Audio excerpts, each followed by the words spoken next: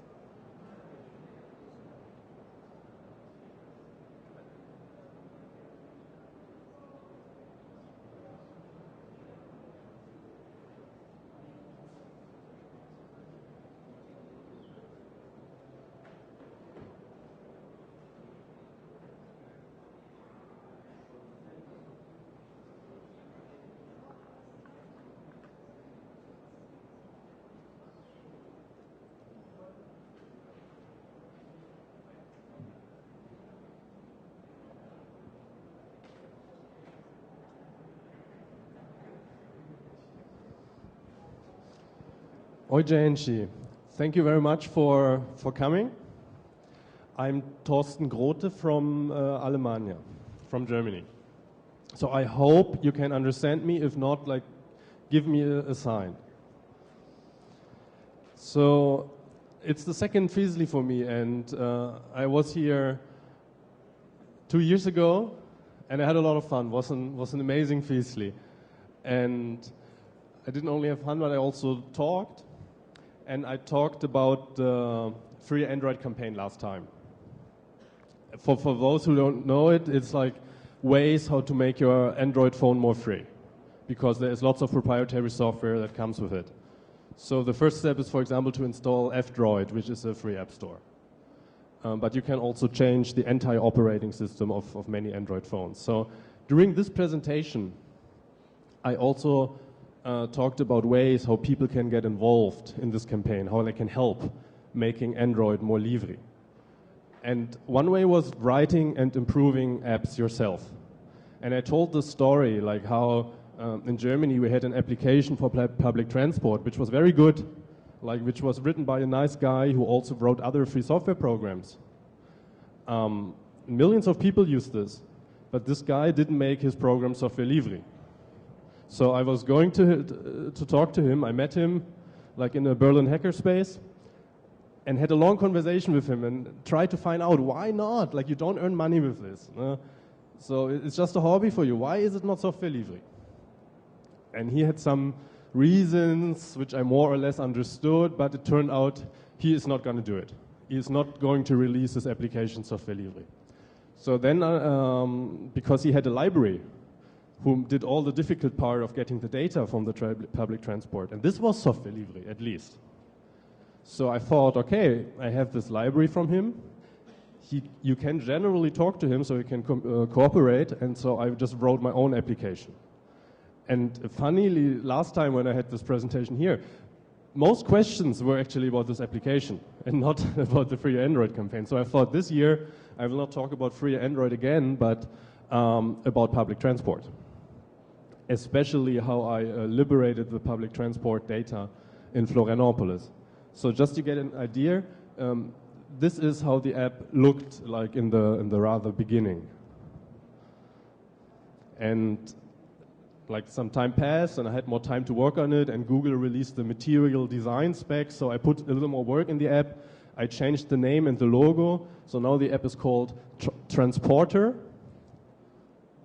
Looks like this. And this is like the start screen with the navigation drawer. And it's translated completely in Portuguese também. So the first option people start with is the Direcções, which is really great. Like, it's como chegar. Like you are here and you want to go to this other place, but you don't maybe know all the bus routes that go there or which train to take. So the application tells you. And the most frequent routes, the favorite trips, you have also here for just one click. The app starts with this, and you can just click there, the trip you use most, and then it tells you, okay, the next bus leaves at this time. And you have these options, for example. Like here, you have 2 buses, will take you 1 hour, 25 minutes. Then here's one that only takes you 45 minutes, but leaves a little bit later, and you don't need to change the bus. And you can also tap on these connections to get details.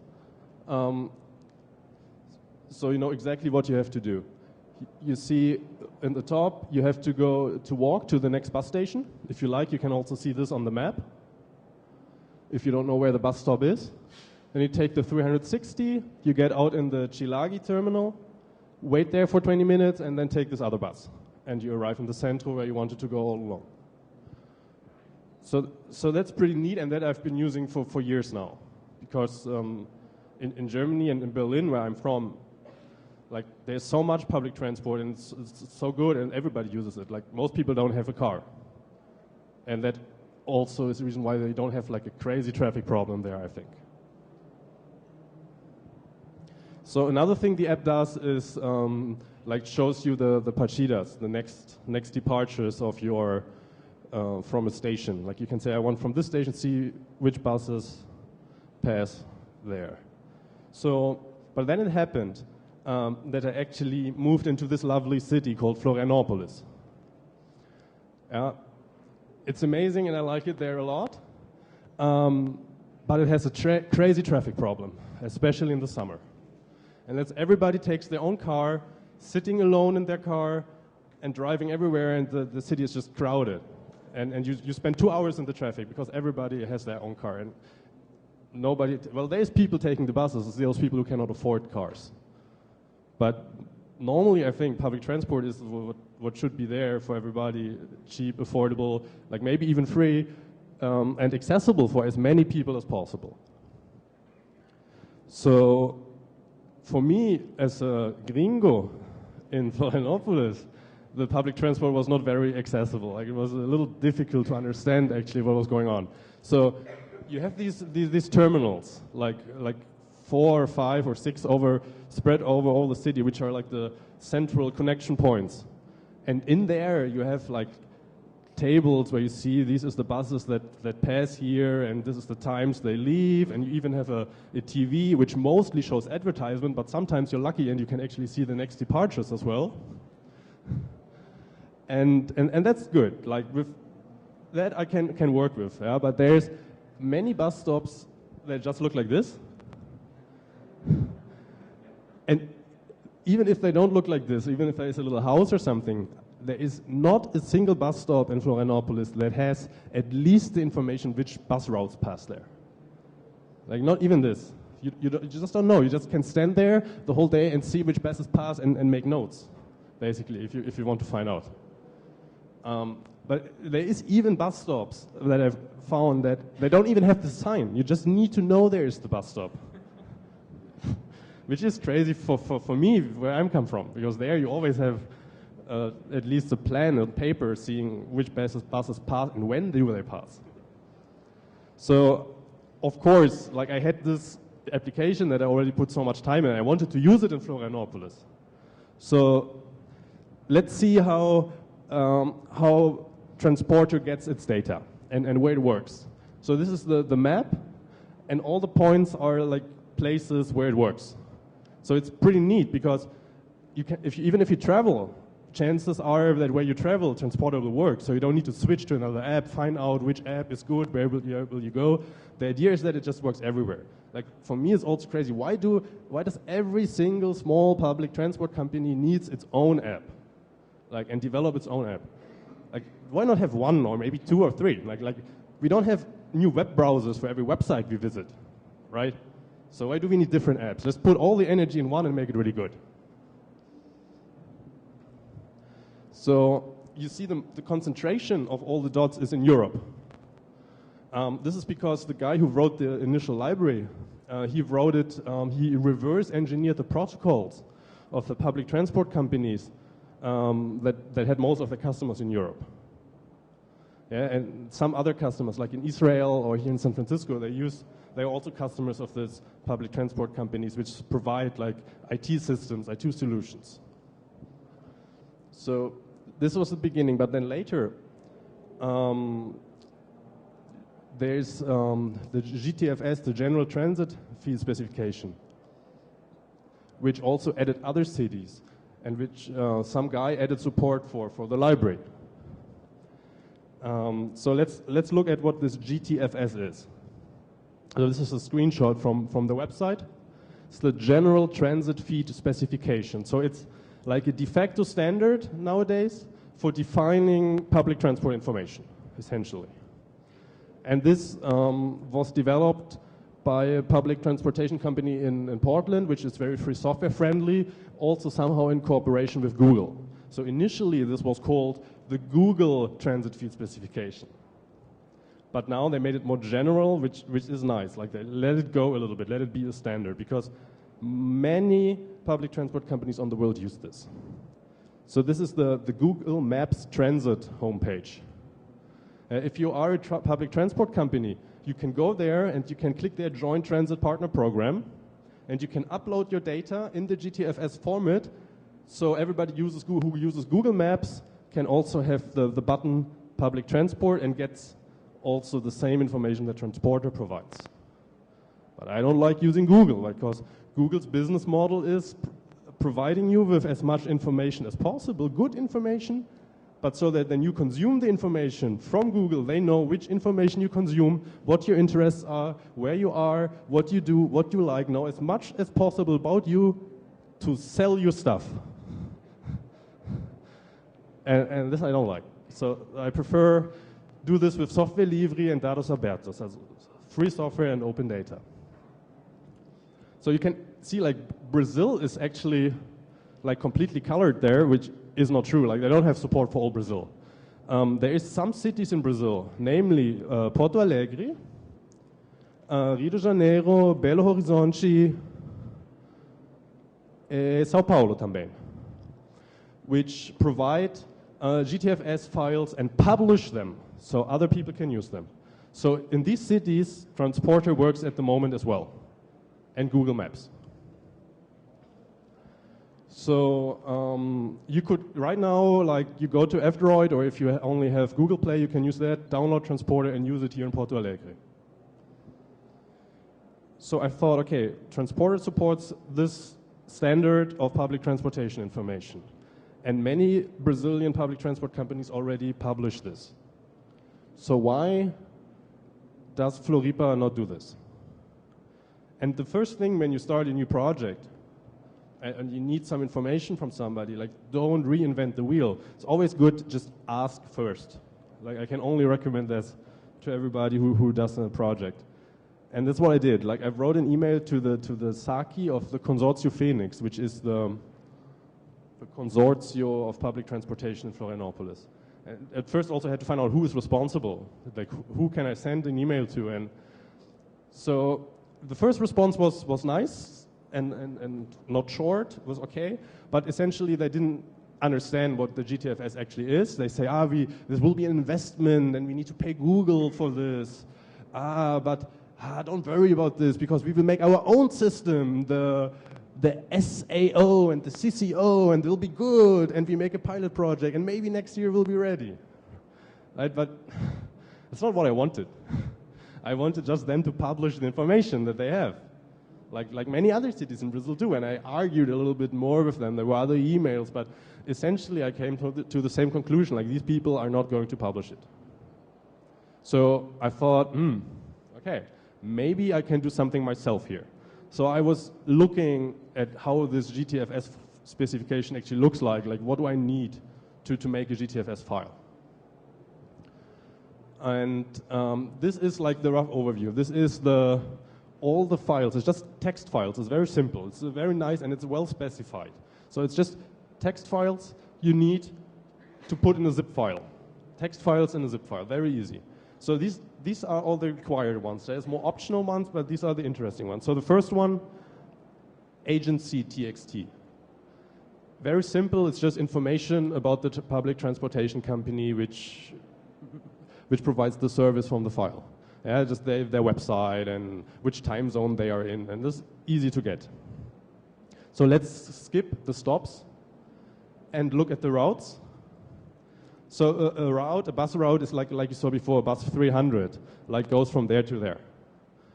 And on the homepage of Consortium Phoenix, at least this information is available. You can search there for the numbers, but you can also get an overview of all the bus routes they have.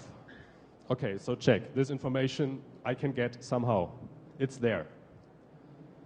So next is trips. So because on one bus route, the bus makes many trips. Yeah, there is one, for example, here from the homepage, there's one at 5:50 in the morning, then there's another one at 6:25. This is all the trips. Okay, this information is there on their homepage, I can get. Next one now is the stops. This is where it gets a little more complicated.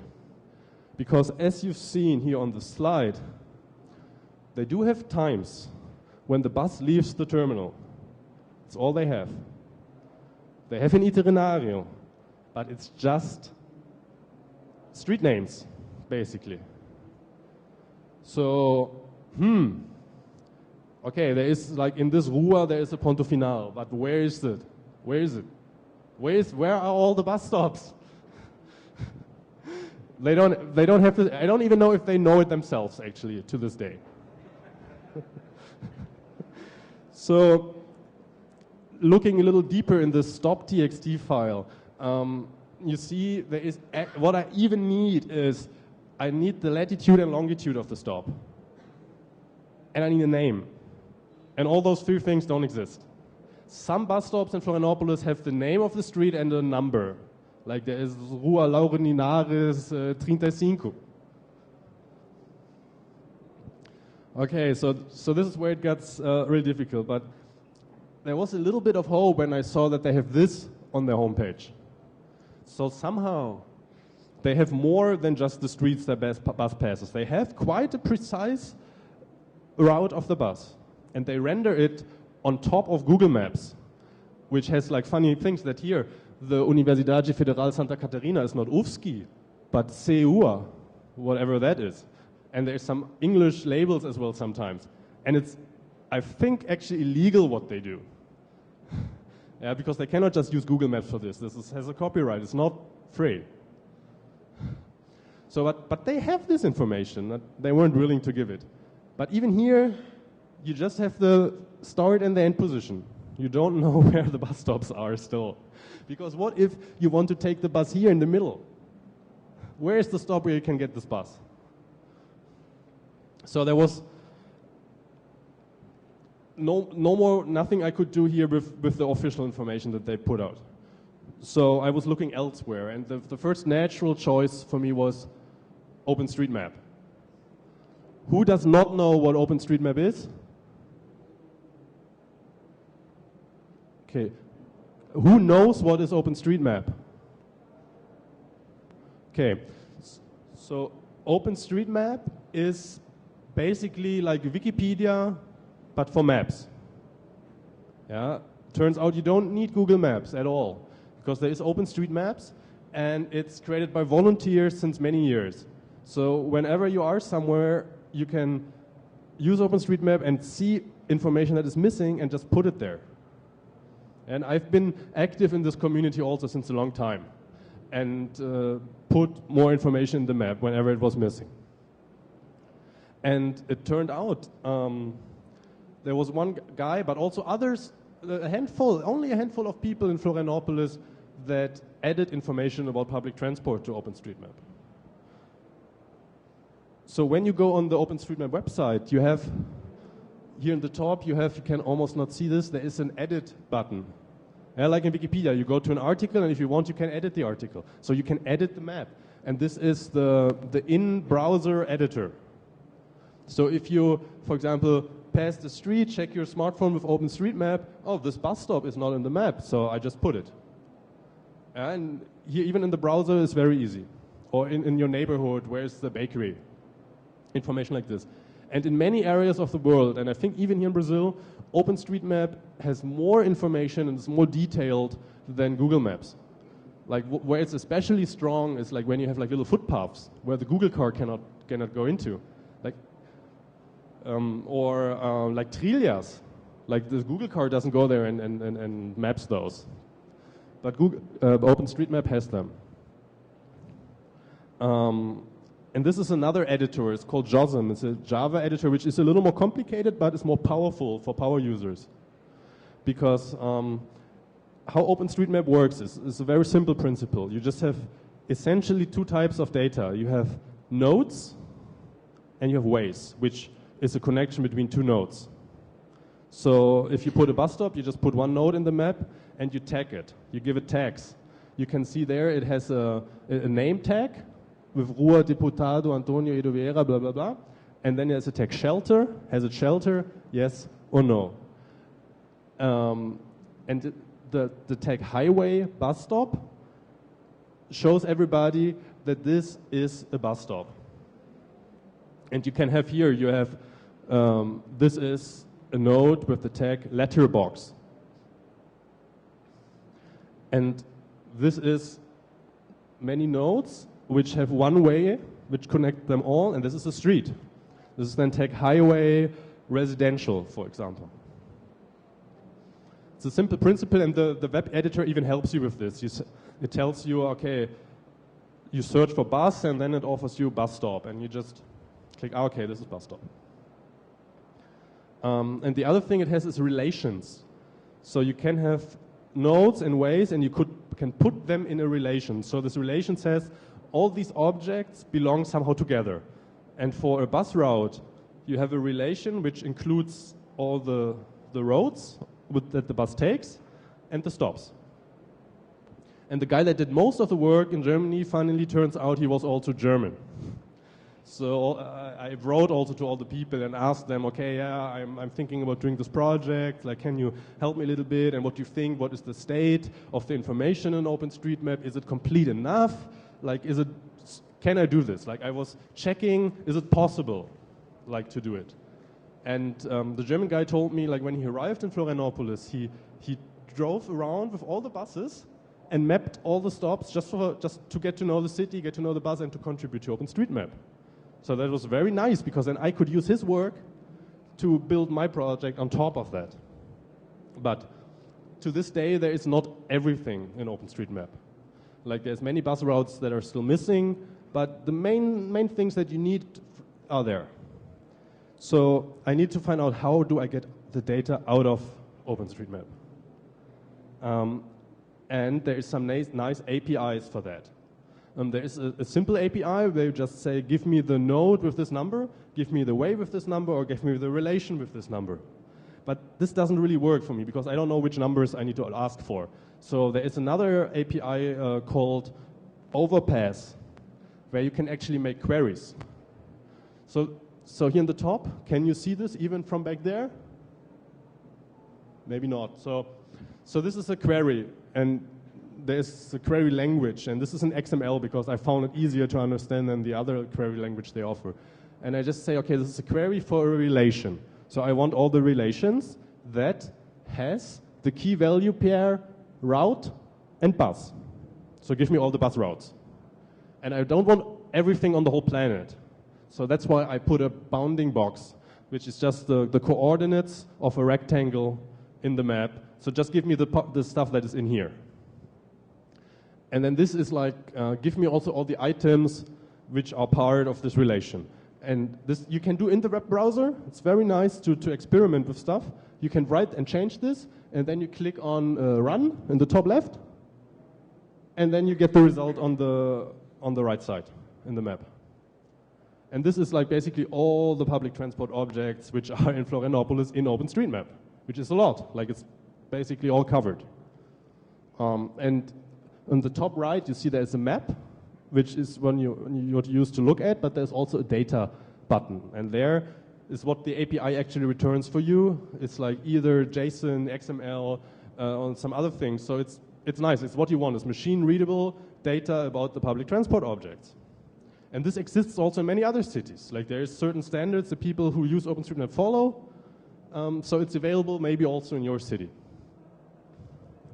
So okay, problem 1 solved. We have sufficient data of sufficient quality in OpenStreetMap, and there's APIs to get it out. So next was like, how do I actually write this GTFS? Like I didn't want to do this manually. So it's also another thing that I can recommend you, reuse stuff that is already there. Like especially when you do a project like this, I thought in the beginning, this is gonna be quick. I do this over the weekend. Wasn't quick. But still, like you want to be as quick as possible, so reuse whatever you can. So I found on GitHub there is a Python library for reading, validating, and writing transit schedule information in the GTFS format. So awesome, this is exactly what I need. I can even validate my feed with this and make sure it's properly working, properly specified.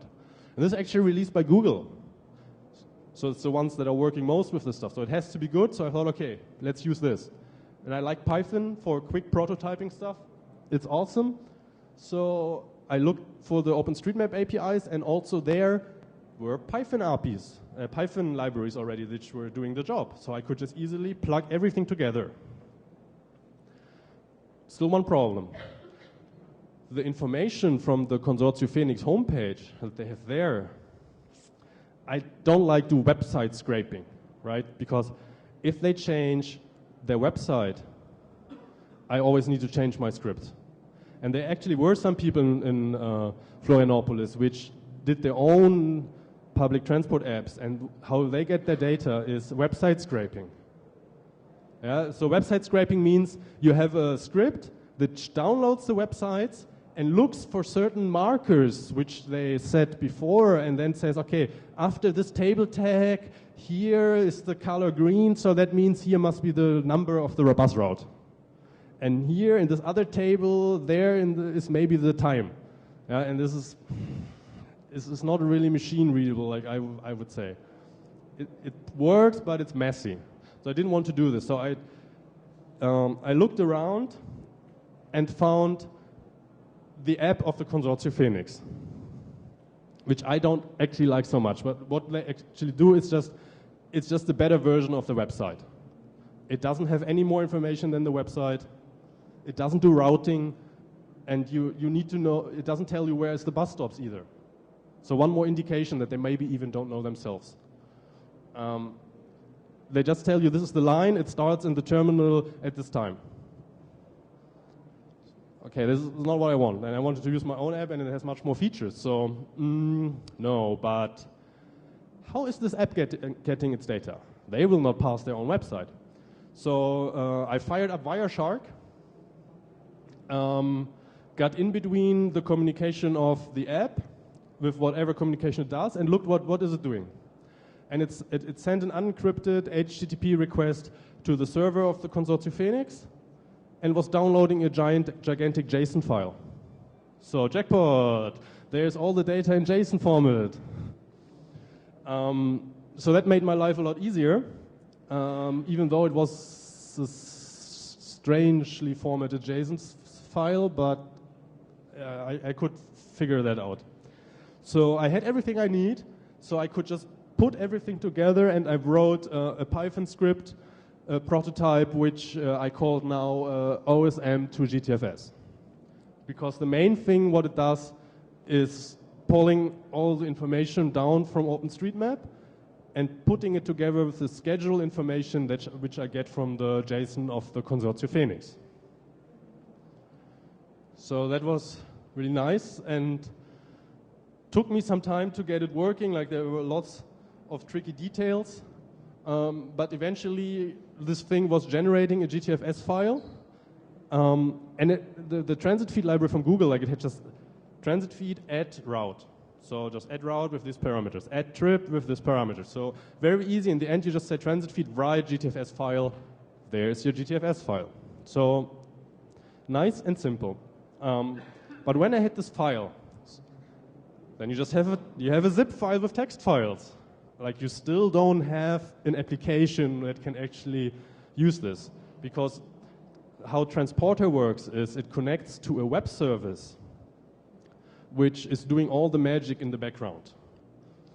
And there is a French company called Kisio Digital who developed this awesome web service. It's called Navicia or Navitao, or I don't know how they like to pronounce it. But it's software libre, and you can host this yourself, but they also provide a service. And this is what Transportr uses at the moment to provide the support for Porto Alegre, Rio de Janeiro, Sao Paulo, and Belo Horizonte.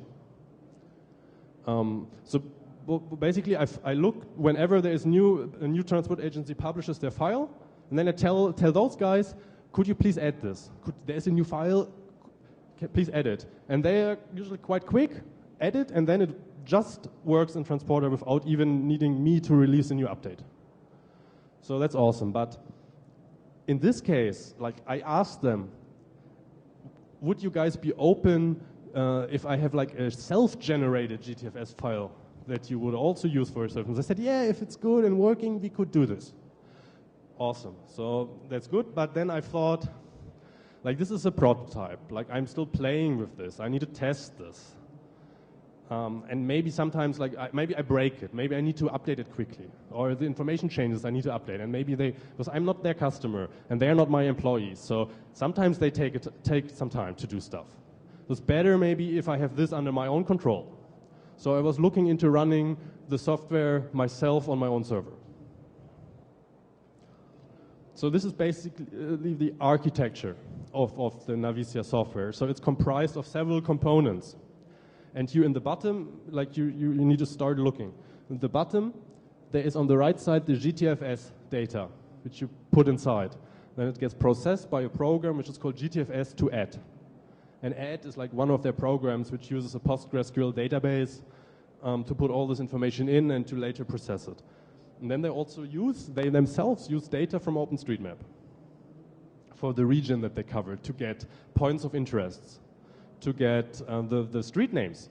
Because when you just, for example, put the GPS position, I'm here and I want to go there, they can tell you, okay, there is this street you are in and you want to go there. Or I'm searching, like auto-completion, I'm searching, I want to go to, what is here, like the aqueduct? I want to go to the aqueduct. So it's in OpenStreetMap, it's a point of interest. So it can auto-complete, it has geo-coordinates, so it can give you a route to the aqueduct.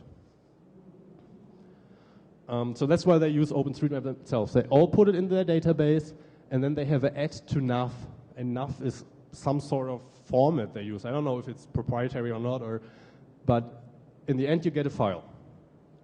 And this has all the information you need. So all this part I'm running in a virtual machine on my local computer. Like, a virtual machine is like a virtual computer. So I don't have to have all this PostgreSQL stuff on my desktop computer running all the time.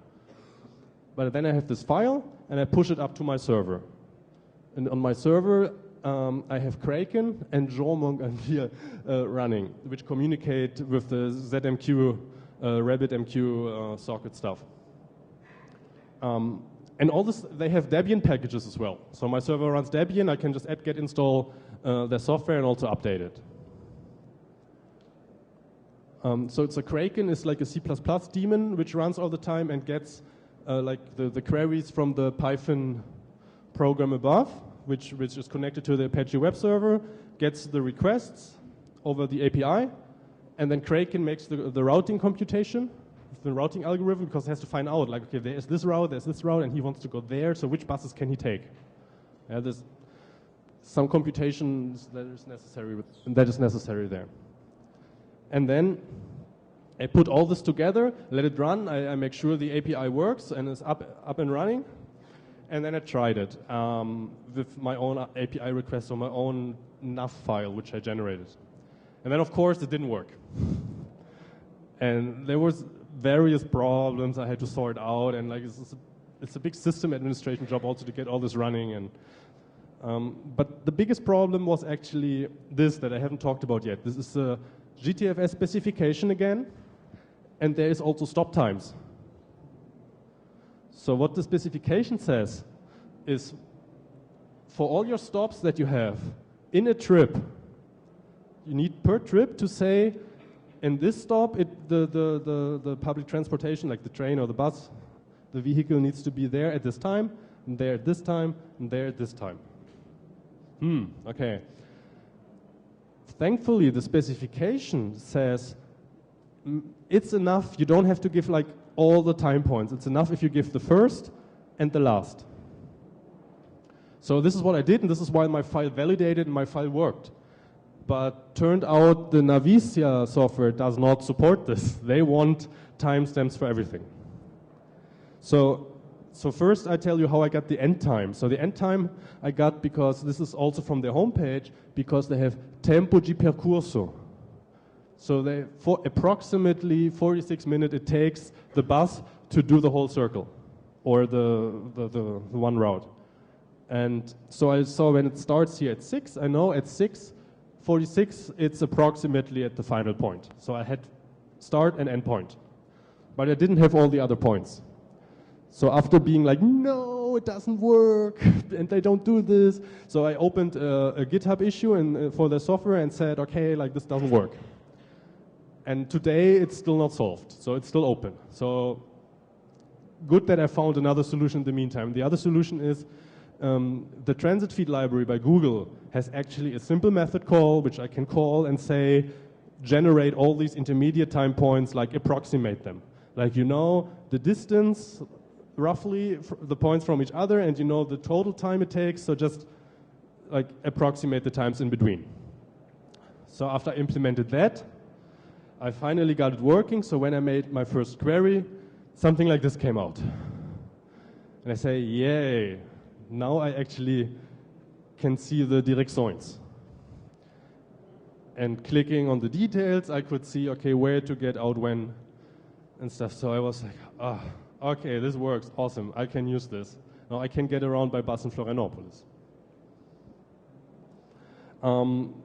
But because this was fun, like doing this was fun. So I thought when I was done, okay, what can I do next? There is some optional files in the GTFS specification, and one of them is the shapes. Like shapes is like how to draw a line on the map that represents the route the bus takes. So Transportr supports like many networks like you've seen, and some of them don't have these shapes information. And then it looks like this. Like this is in Berlin, and there's 2 bus stops, and when there is no shape information, the only thing we can do is we can just draw a direct line between the stops. But this is not where the bus actually goes. Like it goes right through the river, and the bus doesn't do this. So the bus goes like here in the streets. So I wanted to improve this, and thankfully all this information is in OpenStreetMap because they have these relations which have all the roads. But this was also a little tricky because the roads sometimes they have like a direction, the ways, and they can be like switched, and I needed all the points in the good order. So I needed to check, okay, which is the direction, which point matches the start point of the last way, and wrote some algorithm to always connect all the ways well. But then I let the script run, and I got tons of errors because there were still problems like those. Like this is a bus route, like in red, on the painted on the road, but in front of the terminal, in the middle, it's just missing. It's not there. And sometimes, for example, like somebody puts in a new street that goes from the main street, so they split the way in OpenStreetMap and make it go like this, but then this other part, which is like not connected anymore. So this happened a lot, and actually, so my script was doing quality assurance for OpenStreetMap. So because it automatically, stupidly, just went through the algorithm of getting this data, it found a lot of problems. So I always, when I found a problem, I went to OpenStreetMap, I had some debugging information, okay, which way is this, where is the problem, then opened the editor and fixed all the things until my script ran through and generated the information. So when you press on the map button in Transportr, it looks now like this. So you can see there is lots of bus stops actually. So all these little things here is a bus stop. And here in the middle you change the bus, you start there, and here's your final destination. So because the guys from OpenStreetMap are like so perfectionists and do everything really nicely, when you zoom into this, you even see this. Like because the bus takes like this thing on the highway and goes around one time, you even see this in the drawing. So I was pretty like, wow, that's great. So you work with something, you work with your code, and you don't see anything, but in the final moment you press the button and suddenly, wow. So that made me pretty happy. And today, like there is still not everything in my app, but if you go to OpenStreetMap and you add more bus stops or you add a new bus route, for example, you use it in Florianópolis, but this one bus route you always need is not inside. What you can do is you just go to OpenStreetMap, you put the bus route inside, and then next time I run my script, it automatically gets picked up and added to the information without me needing to do anything, which is also pretty nice. So I hope also that it motivates more people to contribute information to OpenStreetMap. Something else I haven't actually in my slides, I don't know why, I probably forgot, is that I went to the Prefeitura. Like I wrote an email to the Prefeitura and asked, okay, do you have this information about the bus stops, like where they are? And the Prefeitura then said, yes, you can come and make an appointment and get them. So, wow, awesome. But then, like, they didn't answer for some time, and it was difficult. And then one day I was there, but the guy didn't show up, and I was waiting and waiting, and then eventually, like somebody said, yeah, the guy arrived already 10 minutes ago. So they sent me to him, and he was very nice and very friendly, and I gave him a USB key. He put it in their computer and just downloaded tons and tons of Excel files. Like they also, like how they organize their data is also crazy, but they have, like, so the mystery got solved. I don't know if the consortium has it, but at least the Prefeitura has information about all the bus stops. Like they have them sorted, like they have one folder per street, and then they have one file inside this folder with the bus stops only for this street. So I gave this to the German guy who was contributing so much to OpenStreetMap, and he isn't finished yet, but he started to put all this information into one big spreadsheet. Like, why do you have thousands of small spreadsheets? So we have now one big spreadsheet, but now this information needs to be imported into OpenStreetMap so we can add all the missing stops. And when we are done with this, we really have all the stops, all the bus stops. But what we still don't have is which line passes on the stops. So this is something we cannot do automatically at the moment, so we have to go manually through this. But usually in Florianópolis, except some small exceptions, when the bus passes the stop, it also stops. So you can just see the bus route goes here, and here's all the stops. This bus stop is not yet part of the route relation, so you just add it. It's very simple, and when you're bored and when you need to relax, this is the perfect stuff to do. It's like knitting or something. So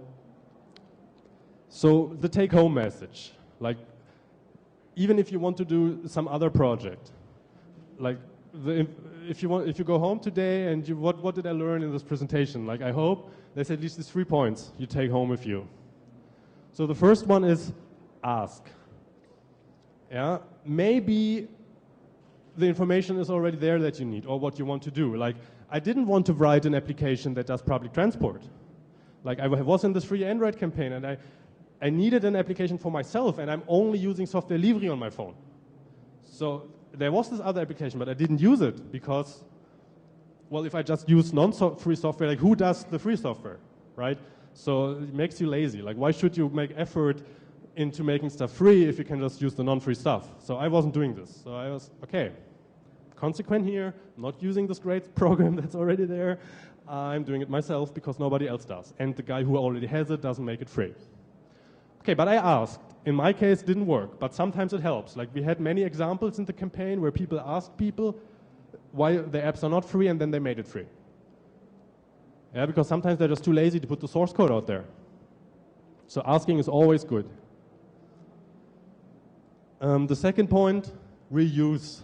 Reuse as much stuff as possible. Don't reinvent the wheel. There's also other people who solve problems. You don't need to solve the same problems again. Yeah, and by using their stuff, you maybe find problems with their stuff. You can contribute back to them. Like with the Navice, I also found some problems. They had time zone issues for the southern hemisphere because nobody was using their stuff in the southern hemisphere. Their time zones didn't work. Suddenly, all my times were 1 hour off. So I reported this to them. They fixed the problem, made their software better. So this is also good when you reuse things. Second point is persist. Because usually whatever you do, it's not so easy like you think in the beginning. So just stop when you're done. As simple as that. Don't give up. Like, continue doing things. So if you want to download Transportr, like, I have a homepage with links to Google Play and to Google Play and to the F-Droid store. So you can do this right now. And if you want to do what I did for your own region, like if asking doesn't work and you want to replicate what I did, and add your software to GTFS. GTFS also does not only work with Navice and Transportr, but there's many other software that works with GTFS. So it's good to have this data available. So the script is here in a repository on GitHub. And if you think about doing something like that, it doesn't need to be, I still need this. It doesn't need to be all programming and stuff. It can also be much simpler sometimes. Tomorrow, there is a workshop. Same time, in the Luis Osorio Waldorf space out there in the middle. And I'll be there at 12. And when you like, just drop by. And we can talk with each other, like how we can do something in your city if you're interested in that. So I hope to see some of you at least there. And that is now the end of my presentation. Muito obrigado for listening so attentively and nodding and smiling at me. I appreciate it. Thank you very much.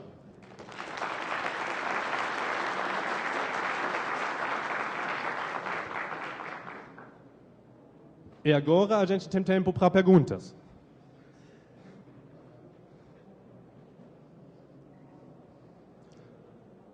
A gente tem 3 minutos.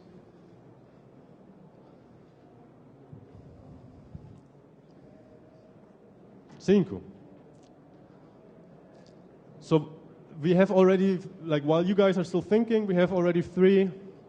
How long you took to make your entire project? Well, I did not work, like, of course, every day and not full-time. This is a hobby project on the side, so it's hard to tell, but it was,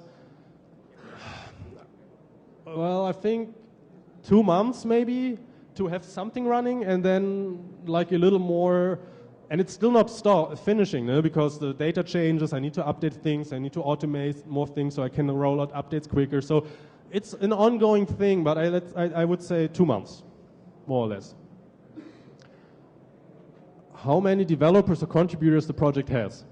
So there's various projects. There is the Navicia who does the routing and the web service to query all the data. There's Transportr, there's OpenStreetMap, and so just Transportr has, I think, on GitHub says it's like 20 or so people, but there's just people that contribute from time to time. Like the moment, most of the work is just me. I do myself. And the Florianópolis stuff, like it was also just me and this other German guy helping me a little bit with the OpenStreetMap stuff. So essentially me with help of many other people that already for years built other projects I could build on top on, like the Google, even the Google developers who made this Python library. So if you count all those, it's like thousands of people. How many developers, how long? How does it all work with updated info, like current departing time and current ETA? How to send this over? So the general transit feed specification, the GTFS has a real-time protocol as well. But Transportr at the moment does not support it. Like it has real-time information for the other services it uses to get the data. So in Berlin, I see, my train will be 10 minutes delayed, so I can take it easy. Yeah, that's nice. And I'm used to this, and I would like to have it. And the consortium Phoenix is building something with real-time. But I don't expect this to be ready anytime soon, and I don't expect them to use open standards to publish this information. But if they do, that would be awesome, and I would work on getting it into Transportr. So what I can do is only update the static information, and all the times there is approximate. When the bus leaves the terminal, this is more or less always correct.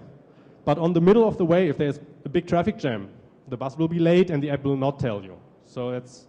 But Google also doesn't have, actually Google does not work in Florianópolis at all. Like this is only my app that does. Because of course I don't give my GTFS file to Google, but somebody else could. How long updating? Which problems you're facing to get public transport data from government?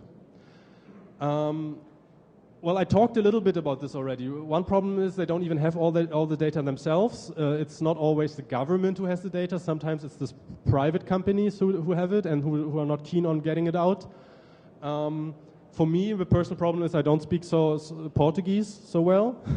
So it's a little difficult if I talk to government officials, like this guy from the Prefeitura. So I had my wife was actually there helping me with the communication. But like I appreciate that at least the other cities like Rio, Sao Paulo, Porto Alegre, Belo Horizonte, that they proactively publish this data. So there is not even a problem. I didn't even need to ask. It was just there. It just showed up. And I hope that more government agencies in Brazil do this. Here in Porto Alegre, it's only the buses that are public, not this train which goes to Novo Hamburgo, São Leopoldo. Like maybe some of you would like to ask whoever runs these trains about their schedule information if they don't have the file to publish. Because then we could just easily add it to Transportr and you would have the whole coverage in Porto Alegre as well. Because the train is nice. Is anyone using Lei de Acesso à Informação? That's a good idea. Like I don't know so much about the Brazilian laws and the laws here, like and how it works. Like I'm a gringo. Like I rely on people like you to do this thing. Yeah, so that's why I'm telling you about it. It's all possible. And yeah, if you have a Lei de Acesso à Informação, yeah, please use it. Get this data, please. Like the more, the better. Like my dream is that Transportr one day works in the whole world. Wherever you go, you can use the local public transport with one application. That would be awesome. Everywhere. Is Lei de Acesso à Informação useful? I think it's useful. Like at least in other parts of the world it is. I don't know how it works here. We don't have any more time, and but I'm done through all the questions, and there is the workshop tomorrow, and you can also come talk to me after the presentation right now. Otherwise, thanks again, and see you around at Fesley.